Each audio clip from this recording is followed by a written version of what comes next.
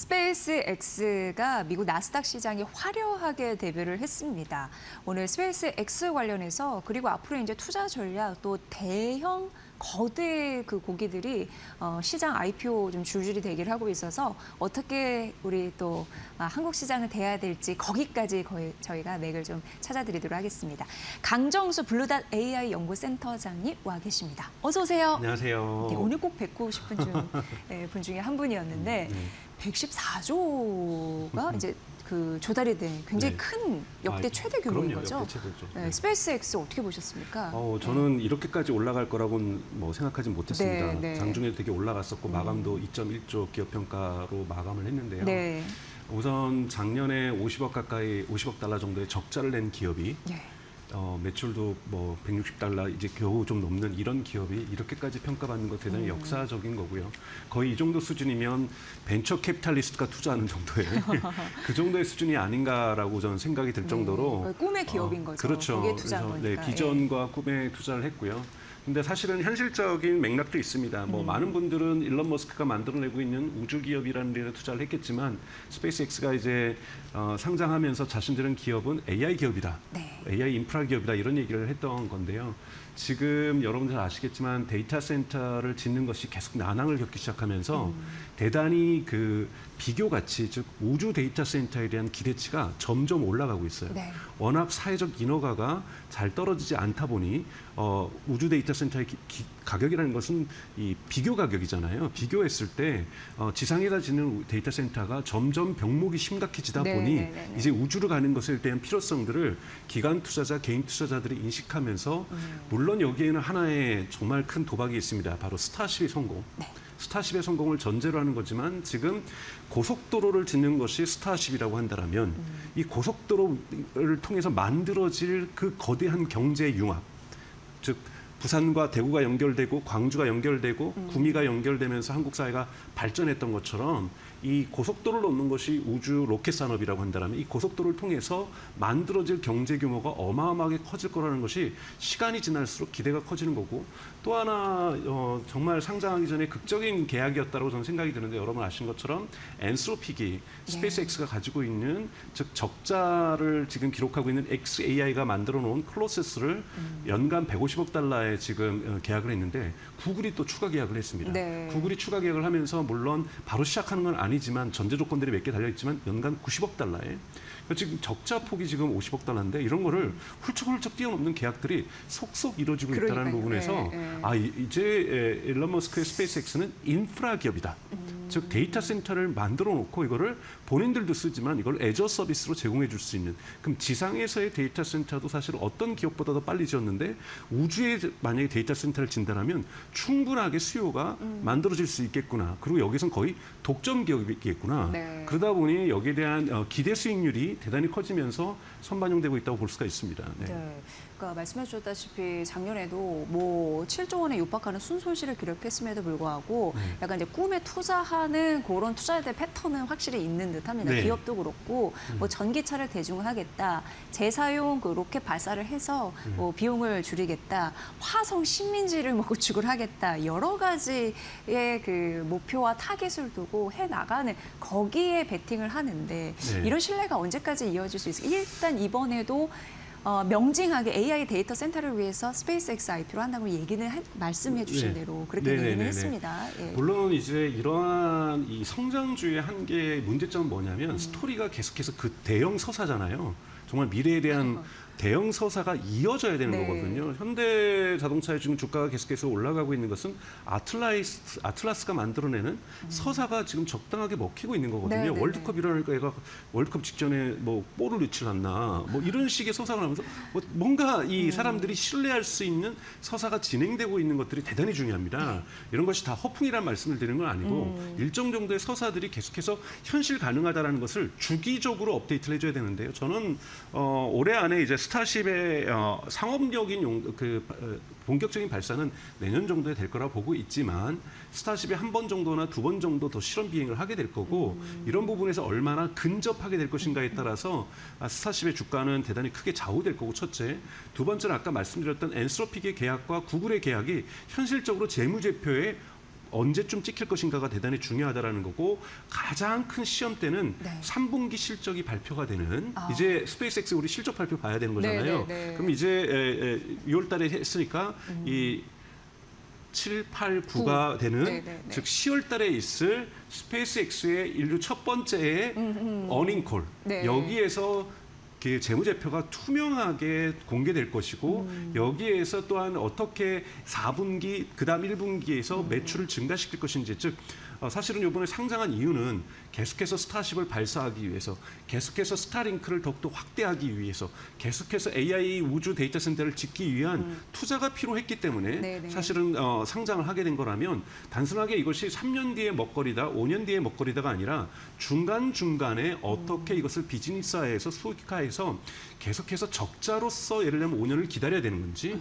아니라 그것이 예를 들자면 내년부터는 흑자로 전환되면서 저는 흑자 전환 가능성이 매우 높다고 보고 있어요. 왜냐하면 지금 엔트로픽과 구글의 그 계약만으로도 충분히 흑자 전환은 가능하거든요. 근데 문제는 아직 알 수 없는 것은 앞으로 카펙스 투자가 얼마나 커질지는 아직 예측할 수가 없는 거죠. 그것도 이제 투자니까. 그렇죠. 네. 근데 카펙스 투자는 결국은 비용 문제이기 때문에 재무제표는 부담으로 오는 거기 때문에 3분기, 그러니까 3분기 어닝콜이 이루어지는 10월에 앞으로 아마 2027년에 있는 카펙스 가이던스가 나올 거예요. 네. 이 가이던스의 투자 규모가 지금 일어나고 있는 매출을 넘어서서 좀 지나치게 적자를 감내해야 되는 수준인지 아닌가에 따라서 투자자들이 판단을 할 가능성이 높다고 보고 있습니다. 네.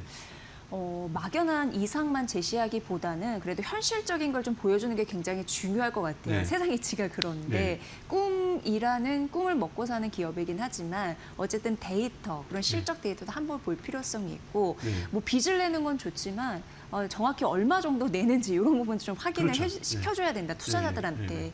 그래야지 또 믿고 또 투자하고 기다릴 줄 아는 거니까 네. 그런 게 굉장히 필요하구나 이런 생각이 좀 네, 듭니다. 맞습니다. 지금부터 해서 10월 달까지는 큰 이벤트들을 아마 만들어 갈 거예요. 그러니까 서사를 이어가는 이벤트를 만들어 갈 건데 네네네. 10월부터는 이제 앞으로의 가이던스, 즉 성장 가이던스와 투자 가이던스에 의해서 주가가 움직일 가능성이 높거든요. 네. 그래서 그건 뭐냐면 10월까지는 작은 바람에도 큰 변동성을 보일 가능성이 높습니다. 여러분도 아시는 것처럼 테슬라 같은 경우에도 나스닥 주가가 예를 들면 마이너스 5% 빠질 때 테슬라는 마이너스 10% 빠지고 네네네. 뭐 2% 빠질 때 2% 빠지고 그 대신 플러스 2% 될 때 테슬라 4% 올라가고 대단히 변동성이 큰 이유는 성장주들의 특징이라고 볼 수가 있거든요. 그래서 스페이스X 같은 경우에는 10월 달에 첫 번째 어닝콜 전까지는 대단히 변동폭은 클 가능성이 있다. 이런 부분들은 주시할 필요가 있고 특히 이번 주 오늘부터 이제 오후에 드러나게 될 것은 여러분 지난 금요일 날 상장되면서 저녁에 발표가 됐던 것이 이제 패시브 펀드에서 강제적으로 편입이 되다 보니까 네네네. 어느 정도 예를 들면 이 패시브 펀드에서 오늘부터 매입을 시작할 건지 이번 주에 어떤 식의 자금이 돌지도 좀 바라봐야 될 것 같고요. 또 스페이스X는 아까 초반에 말씀하셨던 것처럼 이러한 흔히 말하는 메가 IPO라고 할 수가 있는 지금 엔스로픽과 오픈 AI도 지금 뉴욕 증권거래소에다가 문서를 지금 애써놓은 문서를 비공개로 제출한 상태거든요. 네네네. 그건 뭐냐면 그들의 상장이 임박했다고 볼 수가 있는 거고 여기에 쏠리는 자금의 큰 블랙홀들이 상호작용을 어떻게 할지도 사실 예측하기 되게 어려운 상황이기 네네네. 때문에 이러한 변동성들을 성장주의 변동성들은 또 다른 거대한 빅 성장주라고 할 수 있는 엔스로픽과 오픈 AI의 관계 속에서도 자본 흐름들이 좀 결정되지 않을까 이런 걱정들은 좀 하고 있습니다. 네. 지금 말씀 잘해주신 게 정말 그 엔트로픽이나 오픈 AI 그 IPO 있잖아요. 네네. 그게 우리 입장에서 굉장히 신경 쓰이는 또 요소라서 그럼요. 네. 관전 포인트를 어떻게 잡고 가면은 우선은 투자할 때 좀 유리할까요? 엔스로픽은 엔터프라이즈 기업입니다. 네. 그러니까 전체 매출의 약 95%가 민간 기업에서 나오고 있어요. 그러니까 그건 잘 잡은 거죠. 네. 기업은 필요하고 쓸모가 있고 생산성 형성이 도움이 된다면 돈을 쓰는 거거든요. 그리고 한두 달 있다가 끊지는 않아요. 개인 같은 경우는 제가 이번 달 한번 써보고 다음 달 한번 써보고 그 다음 달은 한번 좀 쉬었다 갈까? 이런 생각을 하지만 기업 같은 경우는 6개월, 1년, 2년 이렇게 중장기적 계획을 세우고 있기 때문에 예산을 세워놓고 움직이기 때문에 대단히 그러니까 이 흔히 말하면 반복되는 매출의 안정성이 되게 좋다는 부분에서 되게 좋고요. 그리고 또 하나는 벌써 미국 외신들에서 좀 나오고 있는 걸 2분기 때, 그러니까 즉 4, 5, 6월 확실하게 흑자 전환할 가능성이 매우 높습니다. 한 10억 달러를 지금 예측하고 있는데 엄청난 돈이에요. 왜냐하면 엔스로픽은 2027년에 이 흑자 전환을 예상을 했는데 이것이 거의 1년 가까이 땡겨지는 부분이라는 것에서 대단히 좋은 이 페이스를 걸을 거라고 좀 보고 있어요. 그리고 오픈 AI도 관전 포인트를 보시면은 오픈 AI가 이번에 10억 명을 돌파했습니다. 이 10억 명은 일주일에 한 번이라도 AI를 그러니까 챗 GPT를 쓰는 사람들이 10억 명인데 그 중에서 돈 내는 사람은 4천만 명, 즉 9억 6천만 명은 돈을 안 내고 있어요. 네. 자, 이 문제를 어떻게 해결할 것이냐. 즉 원래 그래서 오픈 AI는 2030년에 흑자 전환을 계획을 했었는데요. 문제는 그때까지 끌고 갈 수 있냐라는 거예요. 왜냐하면 병목 현상이 생기면서 데이터 센터의 이용료가 더욱더 급증하기 있습니다. GPU 가격, HBM 가격은 계속 오르고 있고, 뭐 구리선도 오르고, 냉각 장치도 오르고, 뭐 전압기도, 변압기도 오르고 다 오르고 있단 말이에요. 그러면 9억 6천만 명 무료로 쓰는 사람들에게 비용도 같이 올라가고 있다라는 거예요. 네. 과거에 구글 검색이나 네이버 검색에도 계속해서 무료 이용자들은 거의 100%가 무료 이용자지만 한 번 검색해서 답변 주는 것이 그렇게 비싼 돈이 안 들어갔거든요. 근데 무료 이용자를 위해서 너무 많은 돈을 드는데 이 부분을 어떻게 감당할지에 대한 오픈 AI 계획. 예. 그래서 오픈 AI가 엔트로픽을 요즘 따라하기 시작하고 있는 거죠. 적극적으로 엔터프라이즈 고객의 유치에 나서고 있습니다. 기업용으로. 그렇죠. 예. 그래서 기업용으로 서비스를 전환시킬 거고 두 번째는 지금 미국을 중심으로 진행되고 있는 사실 챗GPT의 광고가 들어가고 있거든요. 이 광고의 효과가 신뢰도를 깨지 않으면서 어느 정도 나타날 수 있는가 이 부분들을 지켜볼 필요가 있고 그리고 이 광고는 곧 한국으로까지 퍼질 가능성이 있습니다. 그리고 한국과 지금 일본도 지금 곧 시작을 한다고 얘기를 하고 있고요. 그래서 전 세계적으로 이 AI에 붙는 광고가 어느 정도의 시장 잠재력과 성장력을 보여주는가도 대단히 중요하게 여러분들이 지켜보시면서 그렇게 될 경우에는 오픈 AI에게 배팅하는 것도 의미가 있어집니다. 즉 광고가 효과가 있어질 경우에 네. 그런데 이제 오픈AI는 반드시 그걸 이뤄낼 거예요. 그렇지 않으면 엔트로픽이 이렇게 자기네들을 추월할 거라고 생각 못 했거든요. 네. 이번 2분기 때 전체 매출에서 엔트로픽이 오픈AI를 추월했다고 볼 수가 있거든요. 그래서 엔트로픽은 아주 탄탄하게 걸어 나갈 거고 있을 성장할 거고요. 저는 엔트로픽에는 많은 투자자들이 모일 거라고 봐요. 요즘 얼마나 마케팅을 잘합니까? 너무 위험해서 공개를 안 한다. 이런 표현을 쓴다라는 건 네, 맞습니다. 원래 여기는 한 70%는 마케팅 용어예요. 사실적으로 뛰어난 모델이지만 그렇게까지 강조 안 해도 되거든요. 왜냐하면 동일한 수준의 그 흔히 말하는 GPT 5.5 시큐리티라는 서비스를 오픈AI에서 할 때는 조용히 물밑 작업으로 네, 공개를 네, 했거든요. 근데 이제 엔트로픽이 훨씬 더 IPO를 생각한 마케팅을 저는 대단히 잘하고 있다고 생각해요. 약간 공격적인 그런 그렇죠. 거죠. 예. 이번에도 뭐 어제 주말 사이에 뭐 미국 정부가 못 쓰게 했지만 외국인들의 접근을 차단하면서 전체 셧다운을 시켜버리면서 훨씬 더 관심을 자기네들로 집중시키고 있거든요. 그래서 대단히 엔트로픽은 투자자들도 좋아하고 있고 기관 투자자들도 좋아하고 개인 투자자들도 좋아하는 투자 종목이 될 가능성이 저는 매우 높다고 생각이 들고 마지막 관전 포인트는 오픈 AI가 과연 엔트로픽 수준으로 투자의 매력을 끌어올릴 수 있을 것인가. 네. 그거를 못한다라면 대단히 위험해집니다. 왜냐하면 오픈 AI가 하나가 망하는 것이 문제가 아니라 오픈 AI가 잘못될 경우 주가가 곤두박질 칠 경우에는 여러분 전체적으로 AI 관련 주식들이 힘들어집니다. 네. 엔비디아뿐만이 아니라 SK하이닉스나 삼성전자까지도 하나의 지금 가장 상징적인 기업 중에 하나라고 해서 오픈 AI가 삐걱거리고 주가가 막 상장하자마자 곤두박질 치면서 바닥을 향해서 간다고 한번 생각을 해보십시오. 그러면 AI 전체에 대한 거품에 대한 두려움, 공포들이 빠른 속도로 확산될 가능성이 있거든요. 그래서 오픈 AI가 어떤 스텝을 보이는가는 투자자로서가 아니라 전체 주식시장의 흐름의 어떤 가늠자가 될 수가 있기 때문에 오픈 AI 흐름은 관심 갖고 지켜볼 필요가 있습니다. 정말 이제 강정수 박사님이 AI 말씀해 주는 게 너무 흥미롭고 유쾌하면서도 굉장히 큰 인사이트를 주신다고 생각을 해요. 네. 엔트로픽 같은 경우에는 보니까 굉장히 잘 가고 있고 네. 실적 데이터로 나오기까지는 사실 이제 그걸 속도를 앞당기고 있고 네. 잘하고 있고 그리고 비즈니스에서 성공하려면 화제성 굉장히 중요하잖아요. 그렇죠. 그게 노이즈 마케팅이라 할지라도 천재적이에요. 근데 그거 너무 잘하고 있다라는 네. 부분 그분도 인센티브를 얼마나 받을까 굉장히 또 궁금한 부분이고요. 그런데 우리의 운명 공동체인 오픈 AI가 망하면 안 되는데 네. 굉장히 엔트로픽의 자극을 심하게 받고 있는가 그럼요. 그들도 엔트로픽 따라서 자기가 뭔가 추월 당했다고 하니까 네. 또 굉장히 여러 가지 전략을 쓸 텐데 네. 그런 부분을 우리가 관전 포인트로 봐야 그렇죠. 된다라는 그런 말씀이셨습니다. 것이 네, 예, 알겠습니다. 굉장히 중요한 거니까 또 이제 연달아서 IPO 할 테니까 네. 그때 또 수급이 왔다 갔다 할 수 있거든요. 네, 굉장히 네. 중요하고 흔들리지 않으려면 여기서 삐걱거리면 안 된다라는 네. 말씀해 주셨고요. 근데 약간 이제 이게 완성된 성을 봤으면 좋겠는데 네. 아직까지는 이제 모래성 이런 부분에 대한 의심이 있다 보니까 AI 항상 조정의 빌미가 되는 그런 이슈들이 있잖아요. 그렇죠. 네. 근데 우리가 이제 스페이스 X 얘기를 아까 했으니까 네. 테슬라 좀 네, 얘기를 네, 네, 하다면 로봇 택시의 성적이 그닥 막 이렇게 좋은 것 같지는 않아요. 네네네. 50대밖에 다니지 네, 않으니까요. 오스틴에. 59대, 60대가 50대, 안 네, 다닌다고 60대. 하니까 네, 네. 기존에는 훨씬 목표치가 높았던 것 같은데 이런 거 보면 약간 이제 의심스러운 거거든요. 네네네네. 그거 어떻게 보세요, 박사님? 우선은 기술과 여러분 이 비즈니스는 좀 다른 영역이라고 저는 생각이 들어요. 테슬라의 59대가 문제없이 큰 사고 없이 다니고 있다는 것은 네. 기술적인 완성도는 이제 왔다라는 건데요. 이번에 테슬라가 오스틴에서의 그 운영 범위를 웨이모보다 더 넓게 했습니다. 네. 물론 근데 웨이모는 그 상대적으로 작은 크기의 250대가 다니기 때문에 웨이모는 실질적으로 경영이 되는 거고 네.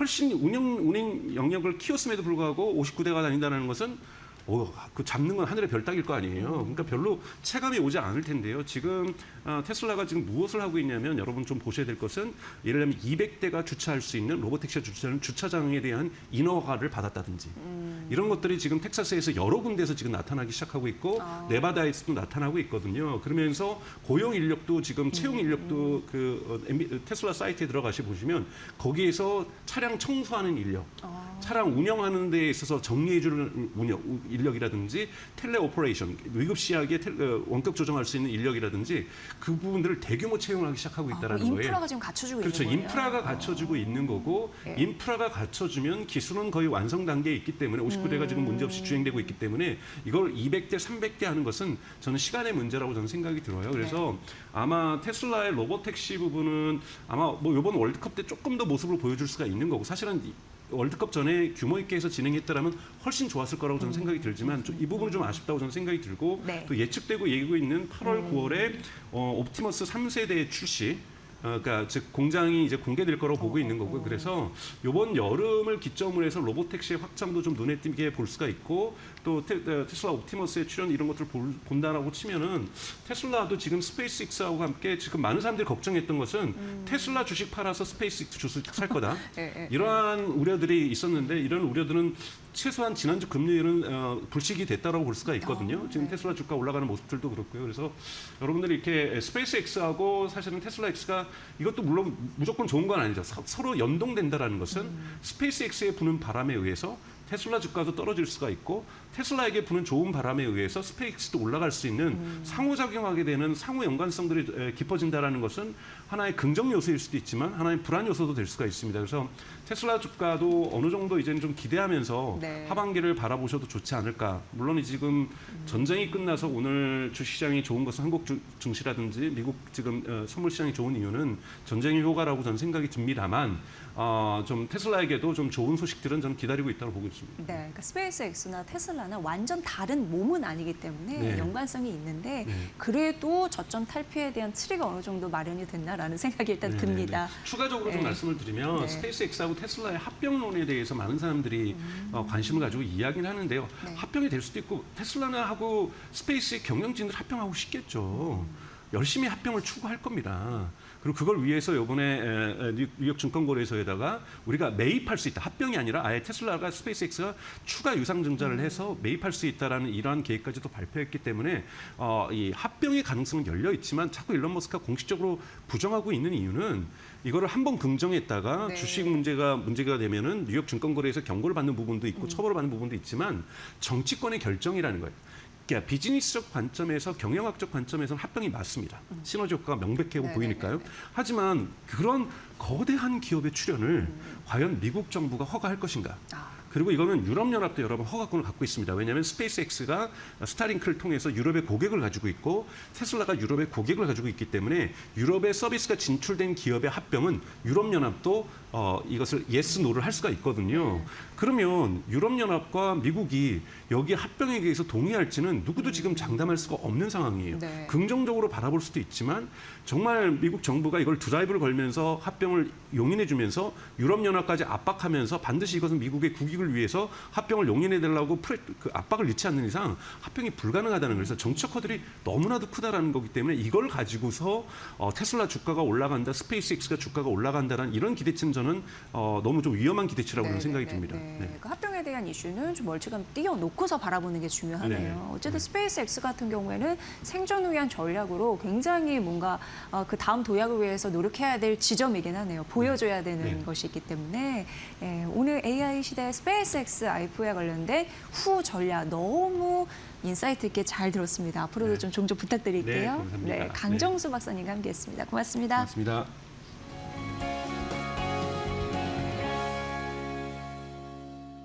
네, 오늘은 마치 이제 재건주와 방산주가 좀 하모니를 이루고 있는 상황이고요. 전쟁이 끝나도 변동성은 남는다. 이렇게 시장이 좀 인지하고 있는 듯한 느낌 듭니다. 자, 오늘 김재승 현대차증권 연구원 모셨거든요. 이 시장을 어떻게 잘 풀어서 수익률을 업시킬지 알아보도록 하겠습니다. 연구원님 반갑습니다. 안녕하십니까. 네, 오늘 오셨군요. 지금 이제 종전 기대감 이런 부분 좀 진짜 안제는 정말 종전이다. 이런 기대감 때문에 지금 좀 오르고 있는 상황인데 그럼 이제 유가가 떨어질 거 아니에요. 근데 유가의 수준도 우리가 좀 계산을 해봐야 될 것 같습니다. 어떻게 보십니까? 사실 뭐 유가가 네. 안정화되는 것은 사실이겠죠. 하지만 그럼에도 불구하고 유가가 뭐 과거처럼 60불대 초반 이렇게까지는 가기에는 쉽지 않을 것 그러니까 같습니다. 전쟁이 일어나기 전 맞습니다. 수준은 2월 달까지만 아니다. 해도 예. 6월 뭐 60달러 선이었는데 예, 예, 지금 예. 80달러 선을 상회하고 있잖아요. 그러면 얼마까지 떨어질 수 있을까? 사실 뭐 다양한 의견이 있는 것 같은데 연말까지 봤을 때 한 70불대 중반까지만 내려갈 수 있지 않을까라고 전망은 하고 있습니다. 그것이 네. 왜 그럴까를 봤을 때 결국에는 공급망 자체가 조금 훼손되었다는 거죠. 생산 시설도 타격을 받았고 그 과정에서 유조선들이 마음 놓고 지나가기는 아직도 길을 재거나 아니면 그런 물동량들이 회복되는데 시간이 걸린다라는 거죠. 그리고 당연히 많은 나라들이 지금 뭐 소위 말하는 원유 재고를 많이 소진했잖아요. 그런 부분에 있어서 또 많은 다시 채워놔야 된다는 점에서 당장 과거같이 이제 유가가 하락하는 그런 모습은 좀 보이기 쉽지 않지 않을까라고 보고 있습니다. 그렇기 때문에 하락하는 트렌드는 보이되 과거 레벨보다는 높을 것 같은 예. 전망을 할 수 있을 것 같습니다. 네. 어쨌든 잘 풀리면서 외국인 매수에도 좀 붙여줬으면 좋겠는 요즘인 것 같은데 외국인 매수세 오늘 코스피 좀 들어오면서 지난주 후반부터 좀 달라지는 듯한 느낌은 들더라고요. 근데 이 추세가 이어질 수 있을까? 근데 전제 조건은 붙어야 될 것 같은데 어떻게 보십니까? 우선은 이제 전반적인 강한 매도세는 끝나지 않았을까 정도로는 보고 있습니다. 그것이 가장 큰 부분에서는 결국에는 전쟁이 종료되다 보니까 소위 말하는 아시아 국가들이 이런 전쟁, 특히 유가에 민감한 국가들이 많잖아요. 그런 측면을 봤을 때 아시아 신흥국에 대한 투자 심리가 좀 살아났던 부분들, 이것이 당연히 외국인들의 투자 심리를 좀 높일 수 있는 부분이 있고요. 또한 이제 과거 한 2020년부터를 보면 사실 유가가 강세를 보일 때 이젠 달러가 강세를 보이는 경향이 있어요. 그 전에는 사실 우리가 잘 알다시피 미국이 원유를 수입하는 국가였었습니다. 과거에는. 네. 정말 많은 수입을 하다 보니까 에너지를 소위 말하는 소비하는 국가였죠. 그러다 보니 유가가 비싸지면 달러가 약세를 보이는 경향이 있었어요. 과거에는. 근데 2019년, 20년쯤 되면서 이제 뭐 셰일 혁명이 일어나고 네네네. 그 과정에서 유가를 이제 파는 에너지 순수출국이 되다 보니까 오히려 이제 유가 상승이 물가 상승 압력으로 인식이 되면서 유가가 상승할 때는 오히려 이제 연준이 기준금리 인상에 대한 좀 우려 높아지면서 달러가 강세를 보이는 경향이 있거든요. 네. 그런 달라진 세상에서는 이제 어떻게 보면 유가 안정화가 어떻게 보면 환율 안정화를 보일 수 있고 환율 안정화가 결국에는 최근엔 들어서 계속 발생했었던 외국인들의 매도세를 좀 진정시킬 수 있는 요인으로 작용할 수는 있을 것 같습니다. 하지만 네. 큰 트렌드로 봤을 때 완전히 바뀔 것인가? 그건 저도 아직 보이진 않고 있는데 왜냐하면 일단은 뭐 17일에 FOMC가 있잖아요. FOMC 자체가 사실은 불확실성으로 아직 남아 있고 뭐 케빈 허시가 어떻게 할지 첫 맞아요. 예. 행동이기 때문에 좀 네. 기대를 보면서 보는 것들 이게 있을 수 있고 예. 또한 7월 초까지 결국에는 스페이스X가 지수에 편입이 계속 될 거잖아요. 나스닥 100에도 편입되고 이제 MSCI에 편입되고 이런 과정에서 결국에 기술주 펀드들이 스페이스X를 열심히 채워야 된다는 거죠. 패시브 펀드도 채워야 되고 그런 채우는 과정에서 결국에는 비쌌던 많이 올랐던 반도체 업종을 조금씩 팔면서 그런 것들을 사지 않을까. 그렇기 때문에 저는 7월 초까지는 외국인들이 들어오는 5대 투자 심리가 살아났으니까요. 그렇지만 강하게 들어오긴 쉽지 않을 것 같다 정도로 보고 있고요. 그렇기 때문에 전체적으로 투자 심리가 살아날 때는 언제일까? 결국에는 7월 중하순부터 있을 이제 실적 발표 시즌부터 네. 특히나 미국의 하이퍼 스케일러들의 실적 발표가 얼마나 잘 나올지, AI 캐펙스 투자 얼마나 계속 지속할지, 그리고 AI 수요 얼마나 확인될지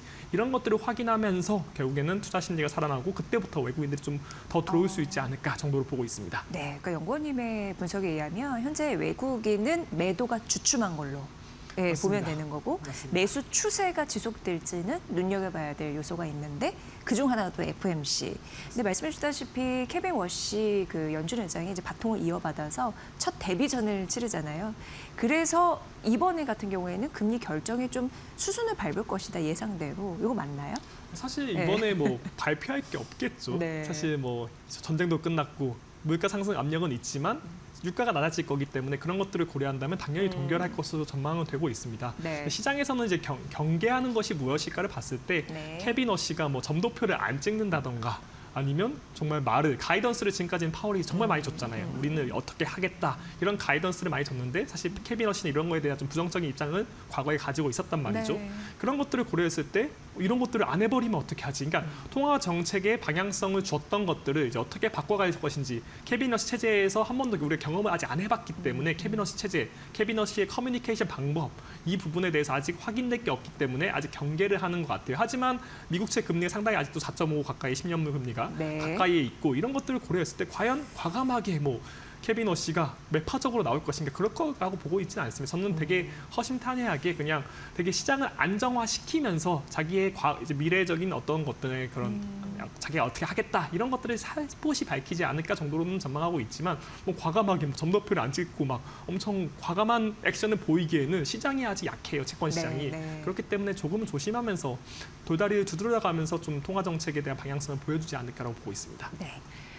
전반적으로 봤을 때 그래도 좀 양념이 쳐진 게 이제 정말 전쟁은 끝나는 거구나 이런 느낌이 있는 와중에 그렇다면 조금 더 편하게 투자를 할 수 있나 이런 생각을 봤을 때 반도체가 워낙 이제 주도주 역할을 잘 해와서 근데 이 힘은 계속되는 거잖아요. 이 전략으로 계속 투자를 해볼까요? 어떻게 보세요? 저 같은 경우는 네. 뭐 사실 의견은 다양한 것 같아요. 뭐 최근에 순환매가 발생할 수 있을 것 같다. 뭐 소위 말하는 좀 못했던 애들이 갈 수 있지 않을까 이렇게 보고는 있지만 사실 당연히 키 맞추기라는 건 언제나 존재하죠. 오늘 같은 경우도 약간 키 맞추기 발생하는 것 같은데 근데 사실 키 맞추기를 다 따라가기 너무 빠른 것 같아요. 키 맞추기 네. 같은 것들은 저는 그래서 그냥 묵직하게 반도체 중심으로 포트폴리오를 짜는 것이 맞다 이렇게 보고 있습니다. 당연히 뭐 중간중간에 순환매가 있고 덜 올랐던 애들이 조금씩 올라가는 모습들이 발생을 하겠지만 저는 기본적으로 이 강세장의 가장 근원은 전쟁 이런 거 다 제끼고 가장 중요했던 포인트는 결국에 AI 인프라 투자 요거에 있었다고 보고 있고 그렇기 때문에 AI 인프라주 중심으로 우리나라의 반도체를 중심으로 전력기기 IT 하드웨어도 뭐 기판들이 될 수 있겠죠. 그런 네네. 업종을 중심으로 투자를 계속 이어가되 그 관련된 업종 안에서 약간씩 벗어난 애들, 이제 소위 말하는 백화점이나 증권업 이런 것까지도 조금씩은 순환매까지 갈 수 있지 않을까. 근데 저는 이 밖에서 나가면서까지는 이제 너무 빠르게 바뀌는 순환매이기 때문에 그런 것들까지는 잡기가 쉽지 않을 것 같고 이렇게 소위 말하는 AI 수혜주 플러스 백화점, 증권주 이 정도까지만 저는 투자를 하시는 것이 어떻게 보면 안정적으로 투자할 수 있는 방법이지 않을까라고 보고 있습니다. 그럼 지금 백화점 그리고 증권주 바라보는 이유는 증권주는 코스피 만시대 우리가 맞습니다. 보는 거고. 네. 사실 AI 강세장에서 발생하는 이제 어떻게 보면 그런 수혜를 보는 업종인 거죠. 이 업종도 결국에는 AI 인프라 안에 들어있다고 보시면 될 것 같고 결국에 AI 인프라가 돈을 잘 벌다 보니까 증시가 강세를 보이고 그러다 보니 계속적으로 개인들의 관심사 높아지고 있잖아요. 투자에 대해서. 그러다 보니 증권업종이 좋은데 사실 증권업종이 코스닥이 최근 안 좋다 보니까 네. 조금은 부진한 경향이 있습니다. 코스닥과 더 민감한 경향이 있거든요. 증권업 같은 경우는. 그렇기 때문에 증권업 거기다가 또 뭐 미래에셋 사건도 좀 있었던 것 같고요. 그런 것들이 투자 심리를 좀 악화시켰었는데 결국에는 이렇게 증시가 좋으면 결국에 증권업이 좀 눌려 있었기 때문에 다시 갈 수 있지 않을까 정도로 보고 있고 백화점 같은 경우는 마찬가지로 결국에 이렇게 많은 돈을 벌어서 근로자들의 소득으로 잡힐 거잖아요. 그런 네네. 것들이 결국에는 소비를 하고 특히나 또 원달러 환율이 원화가 좀 약세를 보이다 보니까 원달러 환율이 약해지는 게 결국에는 외국인들이 소비하기 정말 좋은 환경이 되었다는 점에서 백화점 가서 소비를 많이 하는 외국인들이 늘어나고 있기 때문에 그런 것들을 고려했을 때 결국에는 이제 백화점까지도 좀 좋게 볼 수 있지 않을까라고 보고 있습니다. 네. 다시 이제 외국인 투자로 돌아와서 반도체 관련해서 리밸런싱 이런 얘기가 좀 많이 나오는데 이건 이제 비단 우리나라뿐만 아니고 글로벌 전반적으로 이런 투자의 흐름이 나오는가 보죠?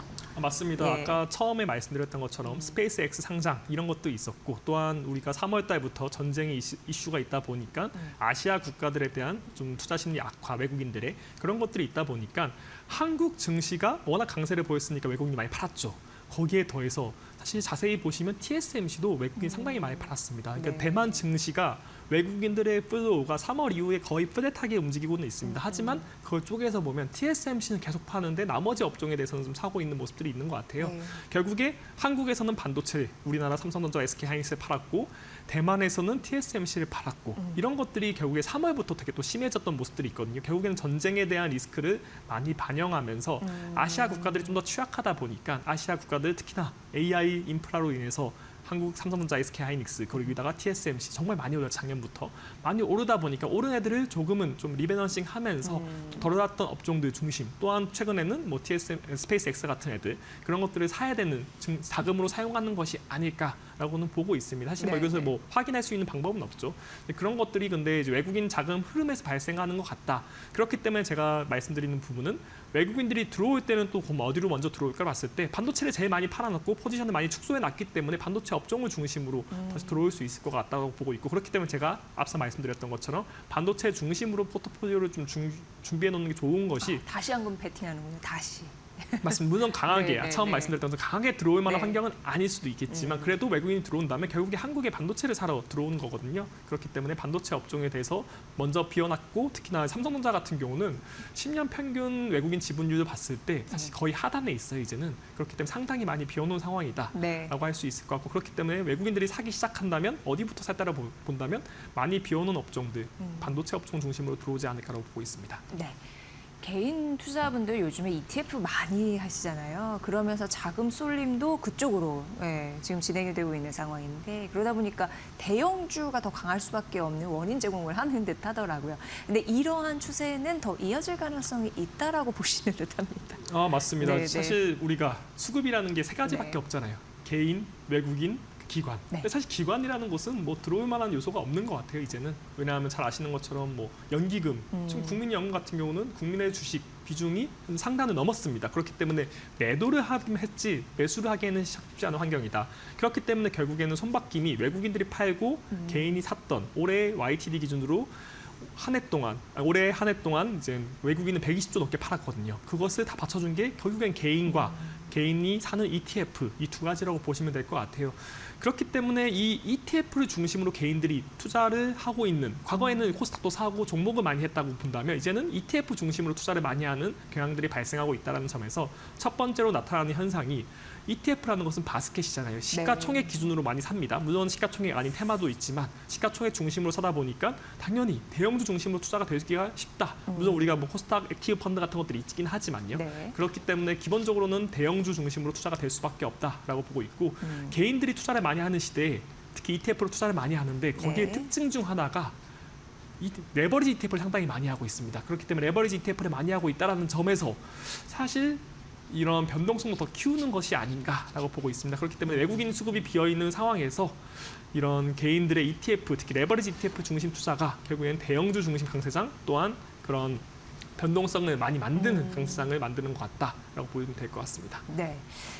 이제 좀 잠잠해지면 정부 정책 관련주 이런 부분들 다시 한번 고개를 들 가능성이 있는데 게다가 이제 코스닥 이런 정책, 그 펀드 이런 부분에서도 움직이는 또 부분이 있었잖아요. 코스닥 투자 전략을 어떻게 가져가면 좋을까요? 그러면? 사실 코스닥이 정말 네. 어려운 것 같아요. 특히나 네. 코스닥이 첫 번째로 어떻게 보냐면 수급이 가장 중요합니다. 코스닥은 수급이 중요한데 아까 말씀드렸던 것처럼 개인들이 ETF, 특히나 레버리지 ETF를 많이 하다 보니까 거래 대금이 코스닥에서 많이 줄었어요. 그런 것들이 결국에는 코스닥에 대한 관심도가 개인들이 빠져나가다 보니까 코스닥가 좀 힘이 못 받는 부분들이 있는 것 같다.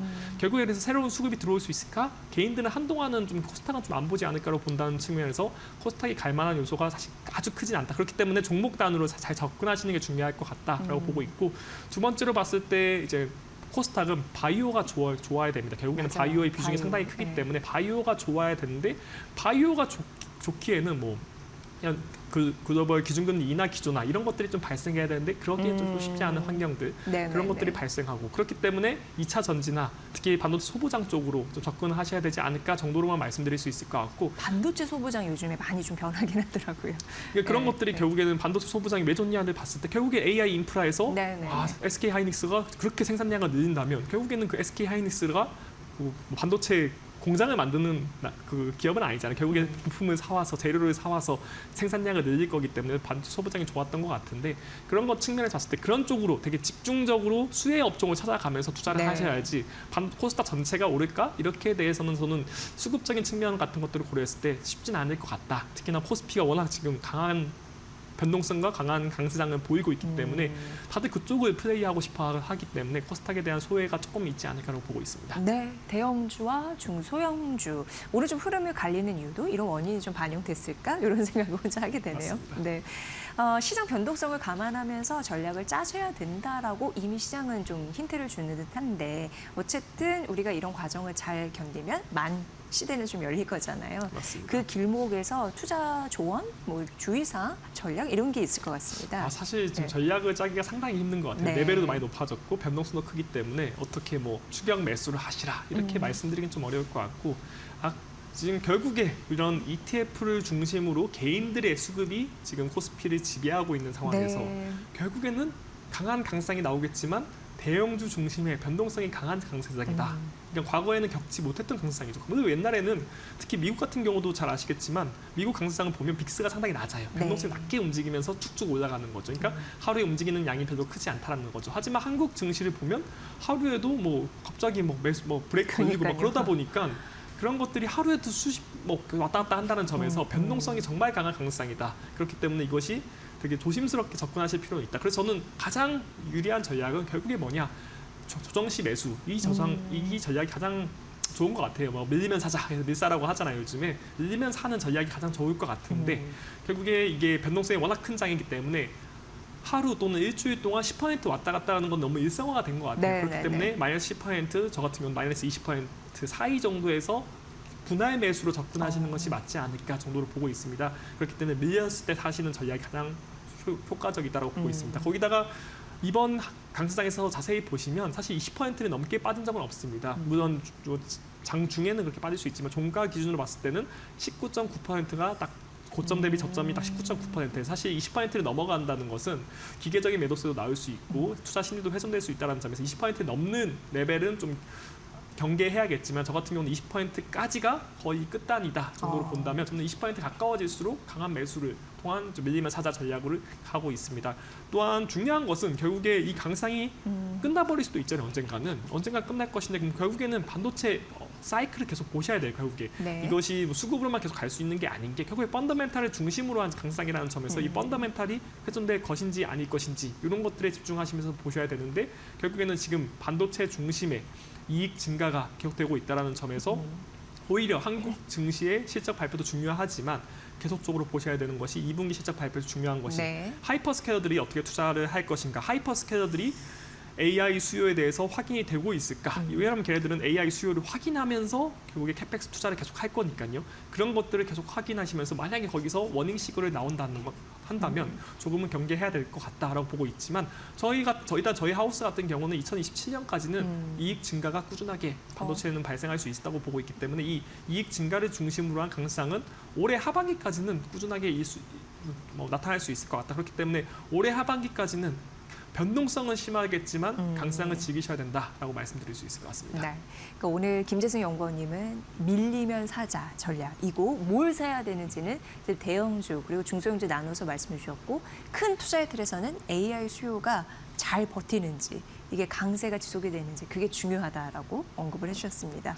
네, 시장의 트렌드 한눈에 좀 알 수 있는 그런 부분이었고요. 또 김재승 연구원님 또 아침마다 리포트 많이 쓰시니까 그런 부분 내용 참 좋습니다. 여러분들 잘 살펴보시면 도움이 되실 것 같습니다. 오늘 김재승 현대차증권 연구원과 함께했습니다. 고맙습니다. 감사합니다.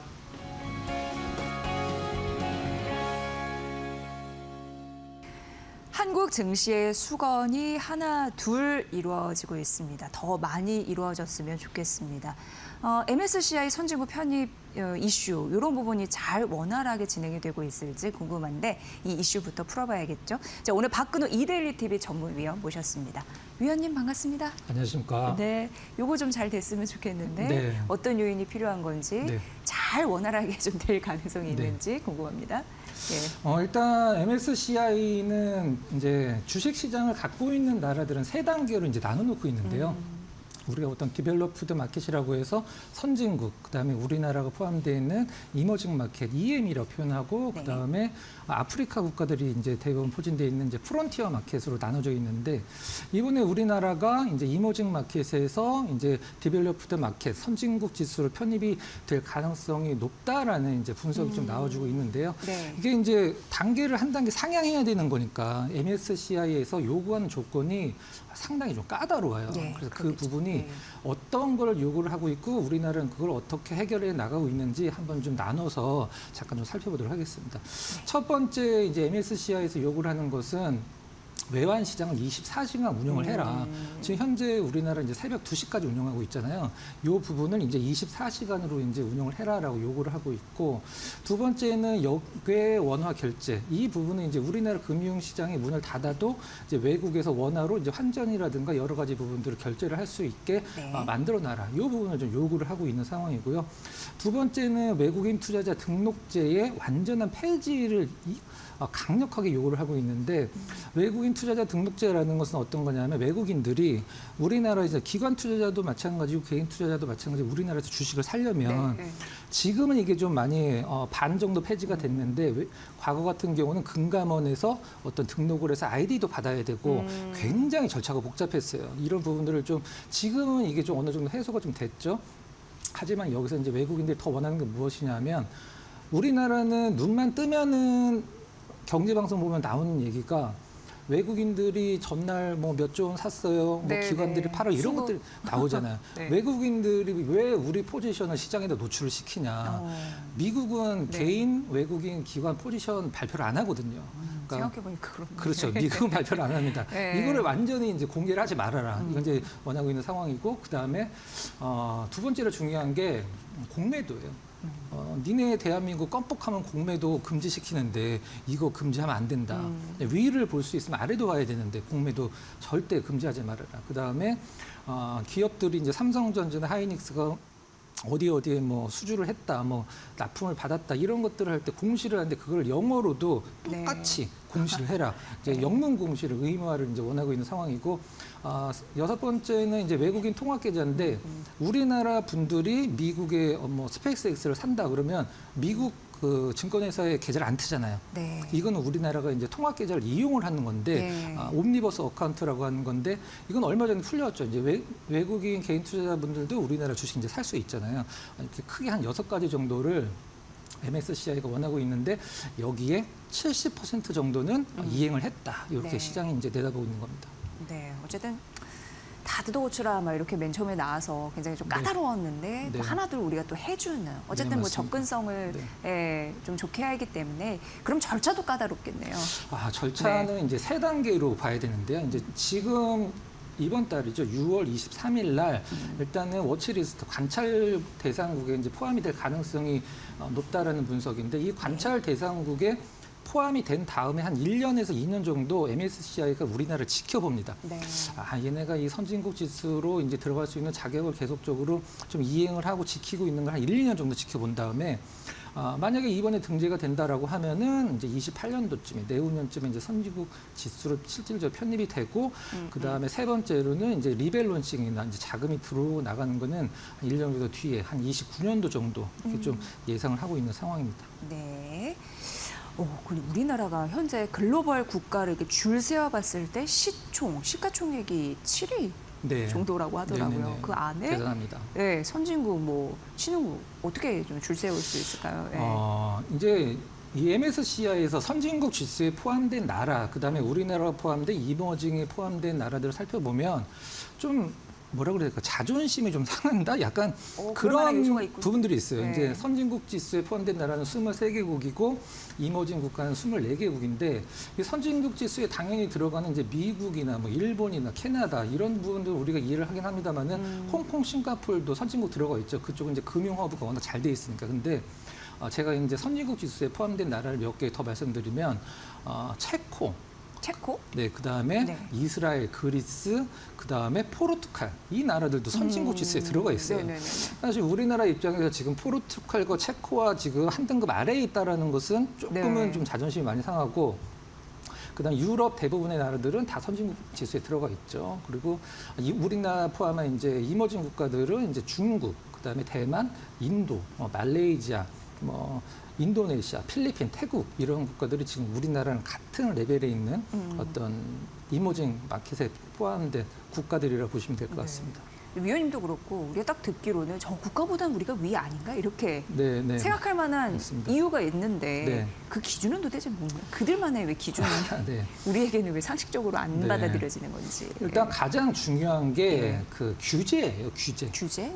이제 그 규제에서 무엇을 규제하냐면 외환 시장에 대한 자유화가 좀 떨어진다라는 거죠. 앞서서 그 부분이 있었잖아요. 네, 외환 시장에 대한 규제, 그러니까 폐쇄성이라고 보통 표현을 하는데 이런 대만 같은 경우도 지금 사실 글로벌 시가총액 10위권 안에 우리나라도 훨씬 먼저 들어가 있고 지금도 상위권을 유지를 하고 있는데 이 대만 달러에 대한 폐쇄성이 좀 MSCI에서 봤을 때는 만족하지 못할 부분이라 네. 대만도 아직도 이머징 국가에 이제 포함되어 있는 상황이고 그 다음에 영문 공시라든가 이런 것들이 이제 실질적으로 이제 MSCI가 요구하는 것을 안 따라주는 국가들은 아무리 이게 좀 뭐라 그래야 될까 이제 시가총액도 높고 경제가 발전을 해도 계속적으로 좀 이머징 마켓에 가둬놓는 게 지금 MSCI의 어떤 전략이라고 해야 될까 정책 이렇게 보시면 될 것 같습니다. 네, 그러니까 무조건 개방하라 이렇게 좀 네. 요구를 하고 있는 듯한 느낌이 들고요. 그래야지 뭐 같이 그 선에 놔주겠다 이렇게 좀 네, 생각이 되는데 맞습니다. 우리가 이렇게 그들의 요구를 들어주면서 빗장을 풀려고 하는 이유는 그 선진국 지수에 다 포함되기 위해서가 아닙니까? 근데 뭔가 떡고물이 떨어진다는 게 네, 있다는 맞습니다. 거죠. 네. 일단 들어가게 되면 별다른 노력을 안 해도 자금이 들어온다고 제가 네. 들었는데 그 자금의 규모가 어느 정도이길래 우리 스스로 안 되는 건지. 네, 일단 우리나라가 포함된 선진국 지수 같은 경우는 네. 이제 MSCI 이머징 마켓을 추종하는 펀드의 자금이 우리가 보통 한 2조 달러 전후라고 이제 예상을 하고 있거든요. 2조 달러. 2조 예. 달러라고 하면 우리가 보통 3천조 원 정도 되겠죠, 실질적으로는. 예. 그러면 신흥국 지수 대비해서 선진국 지수에 들어가면 규모가 어느 정도 되길래 우리나라가 그렇게 선진국 지수에 들어가려고 노력을 하냐 하면 선진국 지수는 일단 단위가 달라집니다. 경이 들어갑니다. 경이 들어갑니다. 네. 그 경이 들어가서 지금 현재 한 2경이 안 된다, 뭐 1.8 뭐 이 정도 얘기를 하고 있거든요. 그렇다 보면은 실질적으로 이제 이머징 마켓 자금 대비 선진국 지수에 들어가는 자금 규모가 거의 한 뭐 10분의 1 아니면 10분의 뭐 1.5 요 정도 네, 시장 보고 네네. 있거든요. 그래서 여기서 이제 나가는 돈과 들어오는 돈도 많이 차이가 나기 때문에 우리나라가 이제 선진국 지수에 들어오면은 이 자금들로 인해서 시장이 한층 더 레벨업 된다 이렇게 생각을 하고 있기 때문에 선진국 지수에 꼭 편입을 하려고 하는 이유 중에 가장 큰 부분이 바로 이 자금 부분이라고 보시면 될 것 같아요. 네, 근데 한편으로는 일단 선진국 지수에 들어가면 훨씬 좋은 건 알겠는데 네. 약간 이제 이머징에서 빠져나가는 거잖아요. 네. 그럼 거기서도 어느 정도 좀 빠져나갈 것 같긴 한데. 가장 중요한 네, 부분인데 네. 그게 가장 중요한 부분인데 만약에 선진국 지수에서 들어오는 돈보다 이머징에서 한 단계 올라가면서 이머징에서 빠져나간 돈이 더 많다라고 하면 네네네네. 사실 선진국 지수로 갈 이유가 없는 거죠. 네, 실속이 없는 실질적으로는 거니까. 그렇죠. 사실 그리고 우리나라는 지금 이머징 마켓에서 사실 최상위권 아니거든요. 비중으로 봤을 때. 근데 규모를 좀 보면은 우리나라가 지금 신흥국 지수에서 이제 추정 자금에서 차지하는 비중이 얼마 전까지 12%, 13% 정도 수준이었었는데 이번에 좀 많이 올라왔어요. 예. 많이 올라서 한 20% 전후 정도 될 것이라고 이제 시장을 내다보고 있는데 정확한 어떤 수치는 공개가 안 되기 때문에 대만이 가장 이제 이머징 국가 쪽에서는 높은 편이죠. 대만이 한 26 정도, 그다음에 중국이 한 24 정도 내외, 그다음에 인도가 14였었는데 우리나라가 인도는 아마 제꼈을 것으로 최근에 생각을 하고 있어요. 증시가 많이 올라왔기 때문에. 일단 그러면은 이머징에서 우리나라가 한 12, 13 정도 차지하다가 이번에 20 전후로 올라왔다라고 했을 때 우리나라가 이제 선진국으로 들어가면 과연 몇 퍼센트 정도를 차지할 수 있는지 네. 그게 중요하죠. 아까 말씀드렸듯이 선진국 지수를 추종하는 자금이 2경대라고 말씀을 드렸었는데 이건 조금 생각을 많이 해봐야 되는 부분이긴 한데 일단 선진국 지수에 편입이 되더라도 한 2%가 조금 안 되는 2% 안 되는? 1%만 하더라도 예. 엄청난 자금입니다. 오. 경단이기 때문에. 아, 네. 그렇게 보시면 될 것 같아요. 네. 그럼 어쨌든 뭘 하든지 빛 좋은 개살도는 되지 말자. 네. 이런 생각 아마 하실 것 같은데 그럼 그동안 이제 들어갔던 국가들의 경향은 어떤지 예, 궁금해요. 우리가 보통 이렇게 뭐 통계를 내면 네. 과거에 이제 이머징에서 선진국으로 편입된 국가들의 어떤 주식시장의 흐름이 어땠는지를 살펴보면 우리나라도 이제 앞으로 어떻게 할 건지 우리가 가늠을 할 수 있는 부분인데요. 표를 잠깐 보면서 좀 말씀을 드려보도록 하겠습니다. 네. 이제 가장 윗줄은 과거에 이제 이머징에서 어떤 선진국, 그다음에 프론티에서 이머징으로 승격된 국가들의 모든 통계라고 보시면 될 것 같고 우리나라는 가운데 줄만 보시면 될 것 같아요. 프론티어는 상관이 없으니까. 그러니까 이머징 국가에서 선진국 국가로 편입된 나라들이 단계별로 주가 흐름이 어떻게 나왔는지에 대한 통계인데요.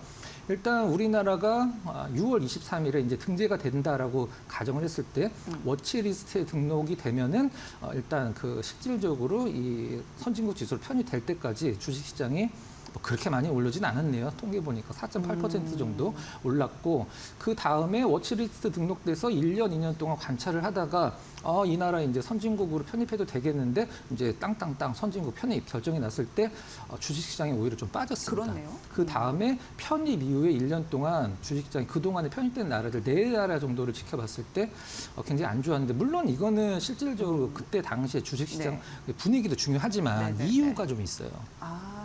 왜 그러냐면 개별 이슈인가? 네, 네.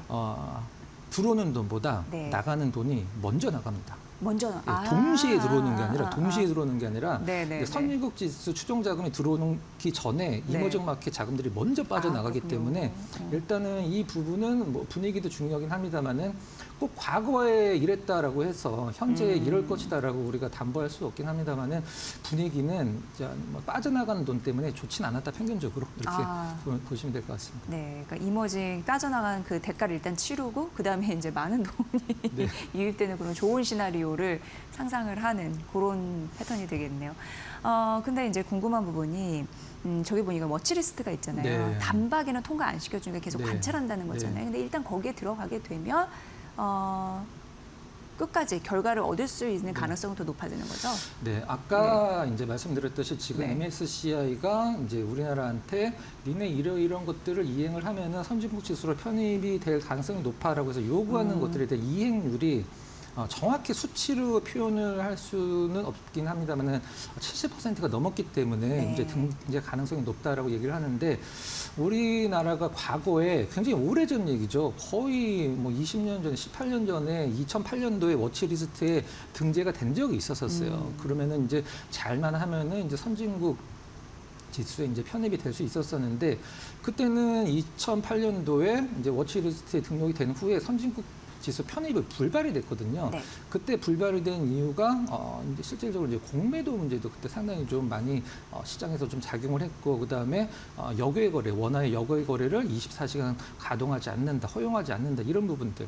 사실 우리나라 입장에서 지금 이제 가장 중요한 부분이 무엇이냐면 환율 문제가 굉장히 좋잖아요. 근데 밤 사이에 우리나라 금융시장에 닫혀있는 밤 사이에 24시간 외환 거래를 자유화를 해버리면 밤 사이에는 사실 그 외환 거래가 그렇게 많지는 않거든요. 네. 근데 거기서 변동성이 확 벌어질 수 있기 때문에 지금 정부에서는 그거를 가장 좀 신경을 쓰지 않나. 하지만 외국인들 같은 경우에는 이거를 무조건 24시간 해야 된다라고 계속 좀 요구하는 것 중에 가장 큰 부분이 이제 원화의 역외 거래 24시간 이걸 좀 요구를 하고 있는 부분이다. 이렇게 보시면 될 것 같습니다. 네, 이번에는 좀 잘 해냈으면 좋겠습니다. 네. 굉장히 상징적인 의미로 남을 테니까 역사에 그런 부분 저희가 계속 보도록 하겠고요. 주식이 굉장히 중요한 인생의 기술이긴 한데 이게 참 결과로 얻기가 어려운 게 심리가 들어가 있어서 정말 그렇죠, 어렵습니다. 대표님. 네. 위원님 제일 잘 아실 텐데 사실 그런데 우리 시장이 이렇게 오는 데는 개인 투자자들의 힘이 굉장히 많이 작용했었는데 네. 이게 지금 좀 삐걱거리고 있나요? 지금 네. 시장에서 우리가 보통 시장이 좋으면 이제 거래량이 늘어나고 그다음에 시장이 안 좋으면은 이제 개인 투자자들도 이제 시장에서 좀 약간 떨어져 나가거나 아니면 관망을 하기 때문에 네. 거래량이 감소한다. 이게 이제 지금 코스피 시장의 어떤 분위기가 좀 약간 차갑게 식고 있는 거 아니냐라는 이런 이제 분석 기사들이 많이 나왔는데 결론부터 말씀드리면 완전히 잘못된 얘기입니다. 실질적으로는 사실 거래량은 지금 중요하지 않고 거래 대금이 중요하거든요. 대금. 우리가 보통 100만 원 갖고 50만 원짜리를 2개 사도 100만 원이고 100만 원 갖고 만 원짜리로 10개 사도 100만 원인데 있는데 지금 차트 잠깐 보시면 맨 아래 이제 여러분들이 보통 뭐 모니터에 차트 세팅할 때 맨 아래 거래량을 놓잖아요. 근데 맨 아래 거래량 보면 앵커께서도 보시듯이 거래량이 굉장히 줄고 있죠. 네네, 내려가네요. 네, 파란색으로 또 해주셨네요. 그렇죠. 근데 위쪽으로 올려보면 위쪽은 거래 대금이거든요. 거래 대금이 저는 이게 준다라고 생각이 절대 안 되거든요. 네네네. 거래량은 굉장히 줄어들고 있지만 맨 위쪽에 이제 거래 대금을 보면 네네. 이건 이제 주봉이기 때문에 거래 대금이 줄었네라고 맨 오른쪽라고 생각할 수도 있지만 주봉은 금요일이 마감이 됐을 때 완성이 되잖아요. 그래서 거래 대금이 중요하지 지금은 아, 그러네요. 그러니까 지금 한마디로 이거를 분석을 해보면 시장의 투자자분들이 싼 주식을 안 산다라고 생각하시면 될 것 같아요. 아. 비싼 주식 위주로 좀 사고 있다. 그렇게 해석을 하면 될 것 같습니다. 네. 어쨌든 이게 개인 투자자들의 심리가 무너진 게 아니라는 방증이다 보니까 네네. 네, 그건 좀 안심이 되는 네. 그런 상황인데 맞습니다. 사실 예전에 뭐 오늘도 어떻게 보면 최고치 딱 찍었잖아요. 네. 9,000선 가기 위한 과정이잖아요. 그런데 이렇게 지수가 팍 튈 때 항상 오르는 섹터가 있었으니 바로 증권주였거든요. 그렇죠. 근데 최근에는 이렇게 빡 떴을 때 증권주 보면은 뭔가 힘이 없는 그런 모습을 네, 보여주고 있어서 동조가 안 되네 이런 생각 들거든요. 네. 증권주 이제 뭐 결론을 내고 말씀드리면 증권주의 뷰가 시장에서 안 좋아지면 그 시장이 끝났다는 얘기거든요. 실질적으로는 네, 이제 증권주는 항상 시장의 분위기와 어떤 시세나 추세를 같이 가기 때문에. 근데 지금 현재 증권주들 살펴보면 사실 미래에셋증권 같은 경우는 이게 스페이스X 관련된 부분들을 상당히 많은 부분을 차지를 했기 때문에 미래에셋증권은 상당히 많이 빠져 있어요. 네. 하지만 뭐 키움이나 NH 뭐 투자증권이나 이런 기업들 보면 사실 고점에서 그렇게 많이 밀려 있지는 않은 상황이거든요. 일단 증권주는 이렇게 표현하면 될 것 같아요. 이제 거래소가 이렇게 올라가면은 같이 올라간다라기보단 조금 한두 박자 뒤늦게 따라갑니다. 후행이에요. 그렇죠. 그래서 이제 최근에 코스피가 좀 조정을 받으면서 일단은 증권주도 조정받았고 지금 이제 자료 보면서 보시면 아실 것 같은데 이게 이제 어떤 거냐면 우리나라 증권주 평균을 25년도 4월 9일 날 한 주 사고 그다음에 코스피를 한 주 샀을 때 수익률을 비교한 거를 보시면 될 것 같아요. 왜 4월 9일이냐면 25년도 4월 9일이 코스피 최대 저점이었죠, 최근에. 거기서 샀을 때 파란색이 이제 증권이고 빨간색이 코스피인데 증권주들 평균 업종의 상승률이 코스피보다 떨어진 적이 한 번도 없었습니다. 계속적으로 어떤 퍼포먼스가 2배 정도 나올 때도 있었고 물론 여기에 미래에셋증권이 좀 과도하게 오른 부분이 네. 포함이 돼 있긴 합니다만 최근에 빨간 선이 이제 파란색을 이제 앞서기 시작했죠. 여기 이제 삼성전자, 하이닉스 위주로 이제 시장이 올라가면서 증권주가 조금 조정을 받았었는데 지금 시장은 이렇게 보시면 될 것 같아요. 삼성전자, 하이닉스가 있고 나머지 업종은 그냥 기타라고 지금 시장이 취급을 하고 있습니다. 네네네네. 기타입니다. 삼성전자, 기타. 하이닉스 보면 나머지는 기타. 네. 어떤 업종인지 상관없이 그래서 시장이 위쪽 방향 계속 유지해 준다라고 하면 뭐 99.9% 아니라 100% 증권주는 코스피 추세를 추종하기 때문에 증권주도 지금 저점 매수 뭐 나쁘지 않은 상황이라고 저는 판단을 하고 있습니다. 그러면은 정말 이렇게 약간 비실비실할 때가 비중 확대의 기회인 거네요. 네네. 증권주 섹터까지 좀 잘 알아봤습니다. 결국 뭐 MSCI 선진국 지수 이렇게 좀 편입이 되고 이런 부분이 더 붙고 이러면은 더 날아갈 텐데. 이게 실질적으로 네, MSCI 편입 자금이 안 들어오더라도 네. 주식시장은 원래 아까 이제 앵커께서 정말 중요한 얘기 해주셨는데 심리잖아요. 심리. 그 기대감이 상당히 더 많은 작용을 할 거라고 생각을 하고 있습니다. 네. 어쨌든 지금 잠시 이제 눌렸을 때 꼭 올라갈 수 있는 섹터를 잡는 게 중요합니다. 왜냐하면 굉장히 중요한 거는 타이밍인데 그 가격이니까 네. 그런 부분에서 증권주도 눈여겨보시길 바라겠습니다. 자, 오늘 이데일리 TV 전문위원 박근호 위원님과 함께 시장의 특징 그리고 전략까지 살펴드렸습니다. 위원님 잘 들었습니다.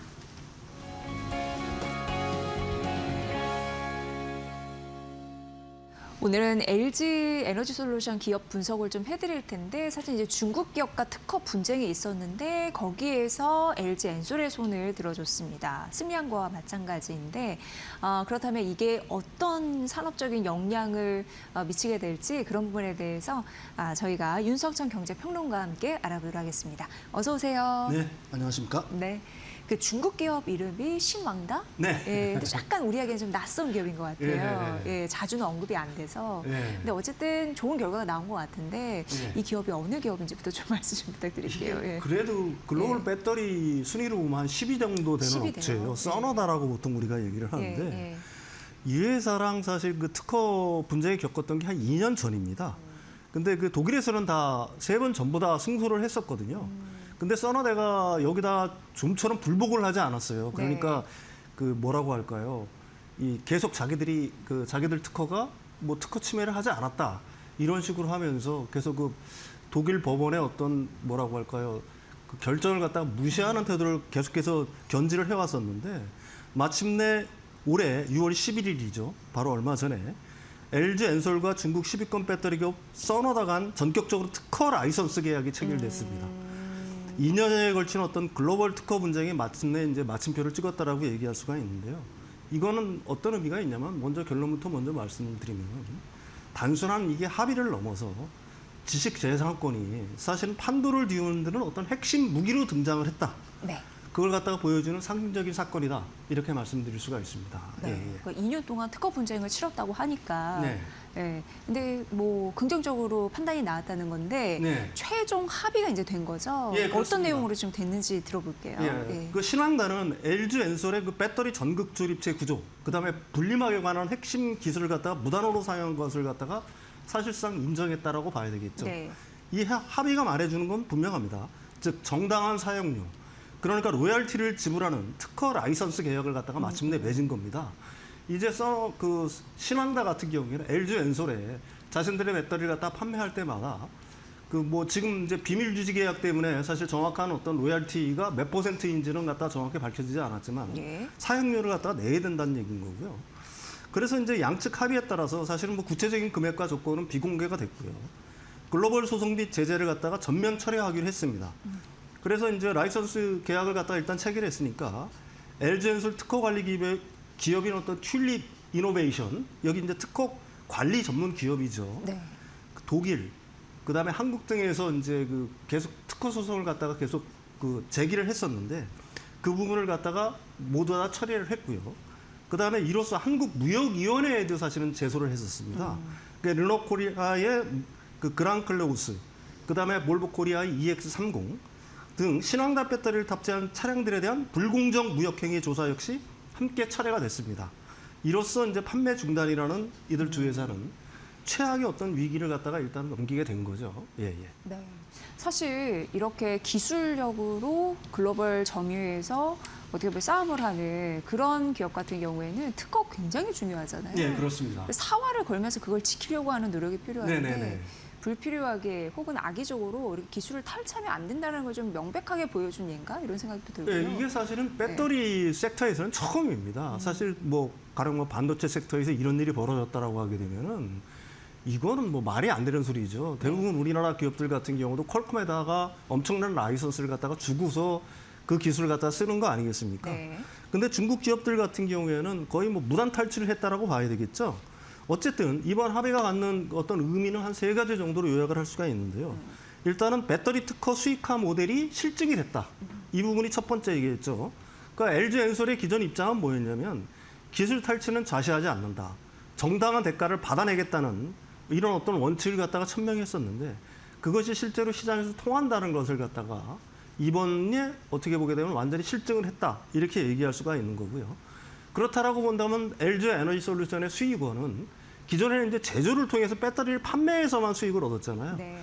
이제는 그게 아니라 특허 로열티를 갖다가 수취함으로 해서도 사실은 어떤 고정 수익 창출이 가능함을 갖다가 입증했다는 얘기고요. 이게 또 어떤 의미가 있냐면 사실 제조를 통한 어떤 영업이익을 갖다가 늘리기 위해서는 캐펙스 투자라든지 이런 어떤 투자들이 선행이 돼야 되는 거 아니겠어요? 근데 이거는 물론 R&D 투자를 갖다가 기존에 해왔었으니까 그 결과물이지만 지식재산권이라는 거는 추가 투자가 필요 없는 거 아니겠습니까? 그러니까 엄청난 마진의 어떤 추가 수익이 가능하게 됐다는 게 이제 첫 번째 의미가 될 거고요. 두 번째로는 중국의 저가 무기가 어느 정도는 무력화됐다. 이렇게 얘기할 수가 있겠죠. 네. 그동안 중국 기업들은 막대한 R&D 투자나 로열티 지급 없이, 다시 말해서 라이선스 계약 없이 무단으로 기술을 탈취해서 자신들 마음대로 써왔잖아요. 그래서 이제 어떻게 보게 되면 저가 경쟁을 할 수 있었던 하나의 어떤 통로가 될 수가 있었던데 하지만 이제부터는 그게 이제 불가능하게 됐다는 얘기죠. 꼼짝없이 LG 엔솔에 로열티를 내는 거 아니겠습니까? 네네네. 그래서 이제 원가 상승은 어느 정도는 불가피하다고 봐야 될 거고요. 그동안 가장 큰 무기였던 저가 공세의 마진 구조가 어느 정도 무너졌다라고 보는 거고, 이는 자연스레 K배터리의 어떤 경쟁력 상승, 그러니까 가격의 어떤 경쟁력에서도 어느 정도의 어떤 우위를 갖다가 점할 수 있는 계기가 마련됐다라고 얘기할 수가 있는 거고요. 마지막 세 번째 의미는 완성차 업계에 각인된 특허 리스크 공포라고 얘기할 수가 있는 겁니다. 이번에 이제 사실은 볼보라든지 르노코리아 같은 경우에는 깜짝 놀랐을 거 아니에요. 네. 만약에 여기서 패하게 되면은 한국 시장에서는 그 차를 갖다 판매를 하지 못하는 건데, 그러니까 이제 한숨은 일단 돌리기는 했죠. 하지만 이제 글로벌 완성차 업체들 같은 경우에는 이번 어떤 뭐라고 할까요? 결과로 인해서 이런 생각들을 하게 될 거란 말입니다. 배터리를 선택할 때 과거에는 기준이 단가였다라고 한다면, 가격에 뭐 굉장히 치우친 어떤 결정을 했다라고 한다면 앞으로는 이제 어떤 결정을 할까요? 그러니까 지식재산권 침해가 없는 이게 그렇죠. 안전한 네. 배터리인가를 갖다가 한 번쯤은 고려하게 될 거란 얘기입니다. 그러니까 이는 수만 건의 사실은 특허 방어를 갖춘 K배터리에 대한 완성차 업계의 어떤 선호도와 협상력을 갖다가 어느 정도 높이는 계기가 될 수가 있다. 이렇게 얘기할 수가 있는 거고요. 네. 결론적으로 신항다와의 합의는 LG 엔솔의 어떤 선례 만들기가 대성공을 거둔 것이다. 뒤에서 이 부분에 대해서는 자세하게 설명을 할 거고요. 네. 향후 BYD 등 더 큰 거물급 중국 기업을 상대로 로열티를 징수하기 위한 가장 강력한 어떤 지렛대 역할을 하게 될 것이다. 이렇게 말씀드릴 수가 있습니다. 네. 예. 그러면 이제 신항다가 네. LG 엔솔의 기술을 훔쳐서 뭔가를 했을 때 네. 받았던 피해 이런 부분도 좀 보상을 받고 그렇죠. 예, 그래야 예. 되잖아요. 예, 예. 그리고 앞으로도 고유의 독자 기술을 가지고 좀 편안하게 사업할 수 있는 그런 환경이 마련됐으니 네. 그리고 한국 기술 아무나 훔치면 안 된다라는 걸 또 네. 전 세계에 보여줬으니 굉장히 큰 의미가 있다라고 말씀해 주셨는데 네네. 그러면 문제가 지금 우리 기술 훔쳐서 쓴 그런 신항다 네. 기업에게는 얼마를 받게 되는 겁니까? 이게 사실은 네. 엄격한 비밀 네. 유지 계약이 거기 네. 있으니까 사실 이걸 갖다 정확하게 알 수는 없어요. 그렇지만 추산은 할 수가 있겠죠. 뭐 신항다의 시장 점유율이라든지 글로벌 특허 분쟁의 어떤 일반적인 로열티 산정 방식을 갖다가 종합을 하게 되면은 어느 정도 LG 엔솔이 받을까 이 부분을 갖다 추산할 수는 있습니다. 일단 로열티 산정은 두 가지가 들어가죠. 기존에 입었던 피해에 대한 어떤 배상이 있을 수가 있겠죠. 가령 써너다 배터리, 신항다의 배터리 같은 경우는 르노의 그 하이 브랜드가 있습니다. 그러니까 저가 브랜드, 다cia 스프링 등에 여기에 보통 많이 이게 들어가 있었던 거거든요. 그동안 이게 딱 유럽 시장에 좀 더 많이 팔렸단 말입니다. 그 부분에 대한 어떤 피해 보상이 있겠죠, 첫 번째로는. 그 다음에 앞으로도 계속해서 가령 뭐 볼보 EX30이라든 아까 얘기한 르노코리아의 뭐 그랑콜레오스라든지 기타 유럽에 들어가는 배터리들에 계속해서 팔 거기 때문에 네. 그 부분에 대한 경상 어떤 로열티가 계속해서 수치가 가능하겠죠. 근데 이걸 갖다 추산을 해보면 신항다가 매출 구조가 한 4조에서 한 6조 원 정도 돼요.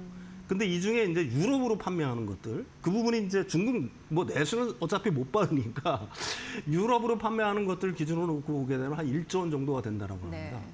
그럼 그 중에서 그 로열티를 갖다가 1에서 2% 정도를 받는다라고 하게 되면 일단 100억에서 한 200억 정도가 되겠죠. 경상적으로 받는 게. 그다음에 기존의 어떤 피해들까지 하게 된다라고 하게 되면 그걸 갖다 일시적으로 배상금을 갖다 받아내야 되는 거 아니겠습니까? 그러니까 몇백억 원 정도 수치가 될 거고요. 종합을 하게 되면 몇백억에서 한 1,000억 원 정도가 될 거라고 지금 업계에서는 추산을 하고 있는 거죠. 근데 이게 신항다 합의금의 어떤 진짜 그 어떤 의미는 사실은 딴 데 있다라고 얘기할 수가 있어요. 이게 일종의 표준 단가를 갖다가 어느 정도 이제 확립이 됐겠죠. 그러니까 이게 무슨 얘기냐면은 이번 합의 금액이 향후 지금 BYD랑도 소송을 할 거 소송 중이지 않습니까? 네네. 지금 그 부분은 뒤에 가서 설명을 할 텐데 BYD 같은 경우에는 이 써너다라는 신항다라는 이 회사에 비해서 10배 정도의 규모를 갖고 있어요. 그러니까 우리가 신항다에서 가령 1, 2%를 받아서 한 1,000억 정도를 받았다라고 한다면 네. BYD에서 만약에 승소를 한다라고 하게 되면 조단위의 이 뭐라고 할까요? 로열티를 받다가 받을 수가 있는 겁니다. 그러니까 이게 가장 큰 의미는 뭐냐면은 그러니까 이 하나의 어떤 표준의 어떤 선례를 만들었다는 거고 앞으로 이제 계속 진행될 가령 뭐 BYD라든지 다른 어떤 거대 배터리 기업에 대한 어떤 특허 소송에서 어떤 하나의 기준이 마련됐다는 거고요. 그런 어떤 법적 근거가 확립됐다는 거. 그 부분에 대해서 이제 굉장한 의미가 있다라고 얘기할 수가 있는 거죠. 네. 예. 그래서 LG 엔솔과 이거 신한다 그 합의 소식이 결국 BYD와의 그 협상에서도 지렛대로 활용될 가능성이 높다라고 한 게 그렇죠. 이 말씀이신 예, 거죠. 그렇습니다. 예. 그럼 현재 이제 진행 상황 이런 부분도 우리가 주시해야 되는 거고요. 네네네. 예. 그러니까 일단 이거 LG 에너지 솔루션과 BYD의 소송은 올해 2월달에 소송이 제기가 됐어요. 이게 특허 관리 전문 회사인 BMS 이노베이션은 BYD를 상대로 특허 침해 소송을 갖다가 제기를 했고요. 그게 2월 초입니다. 피고는 BYD 본사 및 유럽 내 9개 계열사입니다. 그다음에 이 관할 법원이 어디냐면 네덜란드 헤이그에 위치한 유럽 통합 특허법원 네. UPC 지역 분과거든요. 그러니까 여기서 이기면은 유럽의 18개국, 그러니까 유럽 통합 특허법원에 가입된 나라가 EU 지역 내에서도 18개 나라예요. 이 18개 나라에서는 즉시 효력을 발생한다는 거고요. 침해를 주장하는 핵심 기술에 우리가 주목을 해야 될 필요가 있습니다. 첫 번째가 이상 감지 시 자동 전력 차단 기술이라고 얘기하는 건데 이 부분은 약간 좀 기술적이라 이해가 어려우실 수가 있는데 배터리가 과방전이 되거나 과충전이 되거나 배터리 내부에 비정상적인 어떤 과전류가 흐르게 네네네. 되면은 그런 어떤 징후가 발생할 경우에는 전류 제어 스위치와 커넥터를 이용해서 물리적 정기적으로 배터리와 충방 전기 사이의 전력 공급을 즉각 차단해 버립니다. 그러니까 전력 공급을 즉각 차단함으로써 네. 그러니까 불이 안 되거나 뭐 이런 부분을 갖다가 사전에 예방하는 기술인 거고요. 안전장치네요. 그렇죠. 예. 두 번째는 이제 충방전 상태에 따른 어떤 능동적인 제어예요. 이 부분에 대해서는 그러니까 충방전의 어떤 상태에 따라서 그 배터리나 차량의 어떤 뭐라고 할까요? 환경 이런 걸 갖다가 능동적으로 제어하는 이제 간단하게 얘기하면 배터리 관리 시스템이라고 얘기할 수가 있어요. 근데 이 특허가 사실은 BYD에 굉장히 치명적인 이유가 있습니다. 네. 일단 신황다의 소송은 어떤 소송이었냐면은 배터리의 그 내부, 그 전극체 구조라든지 분리막이라든지, 그러니까 물리적 화학적 특성에 대해서 특허 침해를 주장해서 어떻게 보게 되면 이겼다라고 얘기할 수가 있는 거고요. 근데 이번 BYD의 소송은 배터리 팩 전체를 통과하는 전자 두뇌를 직접 겨냥했다는 점에 의미가 있는 겁니다. 근데 이게 어떤 의미가 있냐면 사실은 BYD는 배터리를 만드는 회사이기도 하지만 전기차 부분에서 뭐 세계 1등이라고 네. 하는 회사지 않습니까? 근데 배터리 관리 시스템이라는 건 뭐예요? 아까도 얘기했지만 사실은 이 배터리에만 관련된 게 아니라 사실은 전기차 그 운행 아니면 전기차 관리에 필수적인 어떤 뭐라고 할까요? 솔루션이라고 얘기할 수가 있는 겁니다. 그러니까 만약에 이 BYD가 특허를 갖다 침해했다는 게 유럽 법원에서 통합 특허 법원에서 인정이 될 경우에는 BYD는 배터리뿐만 아니라 배터리는 물론 못 팔겠죠. 이 시스템이 적용된 전기차 자체를 사실은 유럽 시장에서 판매할 수 없게 되는 어떤 치명적인 타격을 갖다가 입을 수밖에 없게 되는 거고요. 네. 그러니까 LG 엔솔 측의 주장은 이거예요. BYD가 정당한 로열티를 내지 않고 전기차의 화재를 막고 전력을 효율적으로 분배하는 핵심 두뇌 제어 기술을 자사의 전기차 라인업에 무단으로 가져다 썼다고 판단하고 있는 거고요. 그래서 유럽 법원에 특허 침해 소송을 갖다가 낸 것이다. 네. 이렇게 요약을 할 수가 있는 겁니다. 네. 예. BYD가 뭐 글로벌 전기차 굉장히 세계 탑이라고 하더라도 결국 이게 인정됐을 경우에는 LG 엔솔의 그 소중한 기술을 어쨌든 또 탈취해서 그렇죠. 그 자리까지 간 거니까 네네네. 정당하게 올라간 거는 아니네요. 그렇죠. 네, 네. 그 부분에 대해서 네. 지금 뭐 중국의 어떤 기업들은 사실은 뭐 제가 지난 시간에도 말씀을 드렸던 것 같은데 사실은 한국의 그 K 배터리 업체들 같은 경우에는 수만 건의 어떤 촘촘한 특허들을 전부 다 갖고 있습니다. 그 특허를 피해가지고 배터리 만들기가 사실은 굉장히 어려운 상황이라고 말씀을 드릴 수가 있는 거고요. 근데 중국 기업들 같은 경우는 이걸 갖다 무시하고서 일단 뭐 만들어서 팔자 뭐 이런 형태로 이제 시장에 어떻게 보게 되면 접근을 했는데 이 부분이 이제 사실은 현재 상황에서는 굉장히 어렵게 됐다 이렇게 말씀을 드릴 수가 있는 거죠. 중국 어떻게 보면 될 대로 되겠지라고 그냥 밀어붙였지만 결국 그게 그들의 발목을 잡을 네, 가능성이 굉장히 그렇습니다. 커졌다라는 예, 예, 거예요. 현재는 예. 어디까지 진행이 됐습니까? 일단 그러면? 예. 본안 심리 단계에 들어갔어요. 예. 유럽 그 UPC가 지난 2월 달에 소를 제기했다라고 하지 않았습니까? 5월 5일까지 모든 서류를 다 내라고 그랬어요. 네. 그러니까 송달 지연이라 의도적으로 송달 지연을 한다거나 이런 걸 갖다가 막기 위해서 신속 심리 절차를 갖다가 UPC가 도입을 했습니다. 그러니까 이 5월 5일까지 BYD 같은 경우에는 법원에 공식 방어 어떤 답변서를 갖다가 일단 제출을 일단 한 상태로 알고 있고요. 일단 양측의 기초 방어 논리 같은 경우에는 제출이 일단 마무리가 됐고 이제는 어떤 단계냐? 실제 기술 침해 여부를 면밀히 들여다보는 본격적인 어떤 심리 단계에 들어갔다라고 얘기할 수가 있는 거고요. 근데 이런 와중에 BYD한테는 완전히 치명적인 뉴스가 전해진 거죠. 그게 어떤 뉴스냐? 6월 11일 날 신왕다가 라이선스 계약을 갖다 LG엔솔에 맺었다는 거거든요. 이 부분은 뭐냐면 아까도 말씀드렸듯이 지금 말이 좋아서 그 계약을 맺었다는 거지. 사실 신왕다가 100개를 든 거 아니겠습니까? 네, 우리가 네. 로열티 줄 테니까 네. 더 이상 소송하지 말아 주십시오라는 얘기거든요. 근데 이 부분이 이제 사실은 BYD한테는 어떻게 보게 되면 굉장히 치명적이라고 얘기할 수가 있는 거죠. 왜 그러냐면은 동일한 특허 풀을 기반으로 한 유럽 법원의 판결이 계속해서 LG 측의 손을 들어주는 흐름이 확고해졌기 때문에 그렇습니다. 독일에서도 계속 3연승했죠. 이런 어떤 흐름들이 명확해졌다라고 얘기할 수가 있는 거고요. 그러니까 BYD가 기존처럼 특허 침해가 아니다라고 버티며 승소할 가능성이 매우 어떻게 보기에는 희박해졌다라고 얘기할 수가 있는 거고요. BYD 딜레마는 사실은 BYD는 미국의 어떤 관세를 갖다 회피하기 위해서 유럽 시장에 굉장히 어떻게 보게든 박차를 가하고 있지 않습니까? 네. 근데 여기서 끝까지 재판을 고집하다가 만약에 UPC, 그러니까 유럽 통합특허 법원에서 패하게 될 경우에는 이게 단순한 벌금을 넘어서 그 프랑스라든지 독일 같은 어떤 이런 큰 18개국에서 배터리뿐만 아니라 전기차도 못 팔 뿐만 아니라 거기서 끝나면 다행이죠. 근데 이쪽에 큰 시장들의 어떤 공급망이 얽히게 되면은 어떤 자국의 어떤 공급망에 어떤 문제가 생기면서 스페인이라든지 UPC에 가입하지 않은 영국 등에서도 사실은 뭐라고 할까요? 자사의 전기차라든지 배터리를 팔기가 굉장히 어려워지는 사태가 올 수밖에 없는 거고요. 또한 문제는 뭐냐면 브랜드 가치의 어떤 훼손이겠죠. 야, BYD라는 회사가 블레이드 배터리도 만들고 배터리 업계에서도 굉장히 승승장구하고 전기차도 뭐 세계 1위라고 하는데 이거 그 LG엔솔의 어떤 특허를 갖다 침해했네? 이런 사실은 어떻게 보게 되면 자국 브랜드의 그러니까 BYD라는 브랜드 자체의 어떤 신뢰성 하락으로 이어지기 때문에 현재로서 가장 현실적인 해결책은 결국 제가 생각하기에는 로얄티를 주고 합의하는 것. 네. 그게 가장 싸게 먹히는 거다. 저는 뭐 개인적으로 일단 그렇게 생각을 하고 있어요. 네. 예, 예. 신앙다처럼 BYD 같은 경우에도 좀 질 가능성이, 그러니까 우리가 더 이길 가능성이 있는데 예, 예. 라이선스 그만만 2조가 넘는 거죠. 네, 그건 한 1조 원 정도가 돼, 네, 1조 1조 원 정도를 네, 갖다가 네, 보는 게 네. 맞을 것 같아요. 한 예. 10배 정도 크기가 되니까 BYD에. 네, 네. 예, 예. 그렇게 된다면 정말 예. 이제 유럽 시장에 미치는 영향력도 굉장히 좀 세겠네요. 네, 마지막으로 이렇게. 예, 그렇습니다. 예. 이 특허 소송이 유럽 완성체 업계에 미치는 영향에 대해서도 우리가 좀 어느 정도 이해할 필요가 있는데요. 유럽의 완성체 업체들은 이제 중국산 배터리를 쓸까?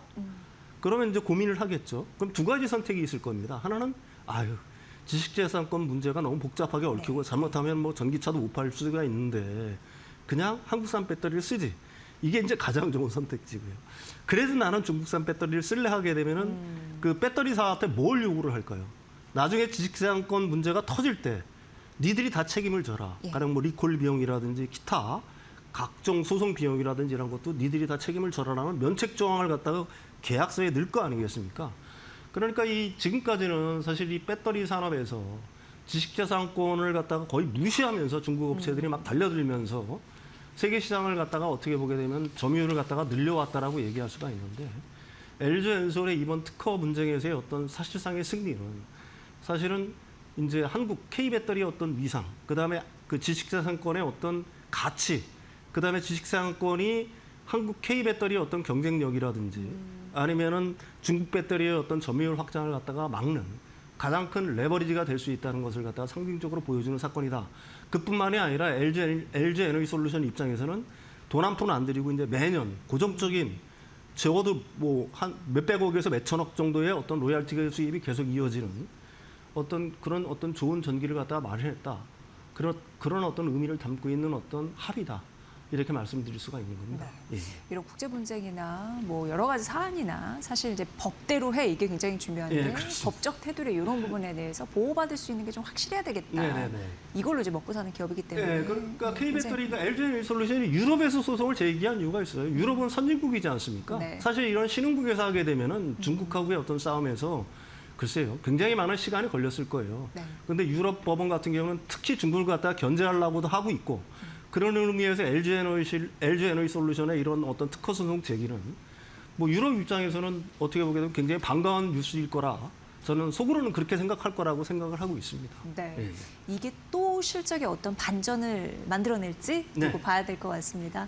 오늘 LG 에너지 솔루션의 특허 분쟁 이슈에 대해서 좀 다뤄드렸습니다. 윤석천 경제평론가와 함께 들으셨습니다. 고맙습니다.